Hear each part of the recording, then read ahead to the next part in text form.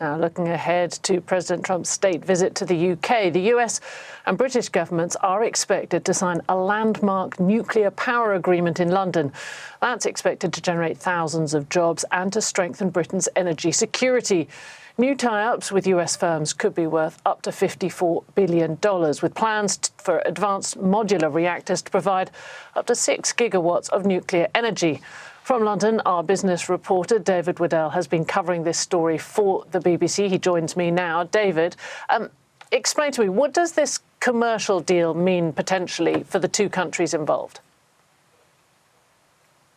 Well, the government deal involves bilateral regulatory recognition. There are huge safety concerns over nuclear power, and the process of passing regulation and getting approvals for new nuclear reactors is a process that takes some time.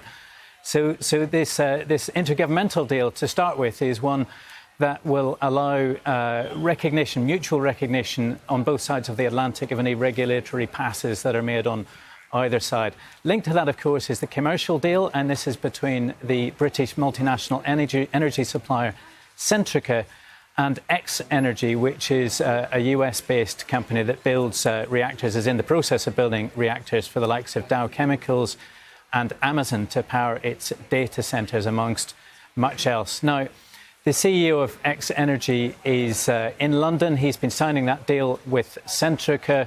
We're expecting him live in the programme in a couple of hours' time. I spoke to him in December when he addressed the prospect of this nuclear reactor being installed in Hartlepool. And I asked him specifically to address the qualities of their product, the XE100 reactor. These plants are unique in that they're excellent at producing electricity. They're also excellent at producing very high temperature steam. Almost 20% of the world's carbon emissions come from industrial processes involving steam. And so nuclear represents a very clean way to decarbonize those processes. And we see that as a very unique opportunity, particularly in the Teesside region around Hartlepool, where there's a strong concentration of industrial steam users. We see a unique opportunity to contribute to decarbonization in the UK. Clay Sell there, the CEO of X-Energy. Now, in that interview, I also asked him about public safety concerns and about what can be done about nuclear waste. These are big issues of public concern. Of course, he addressed those questions and said that the technology they use was completely safe and that any issues in relation to nuclear waste would be solved by burying the nuclear waste in deep pits until, as he put it, until the end of time.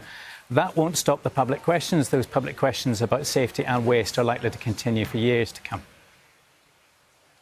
Yeah, I mean, in your interview there, David, Clay Sell talks about, obviously, you know, the benefits of nuclear.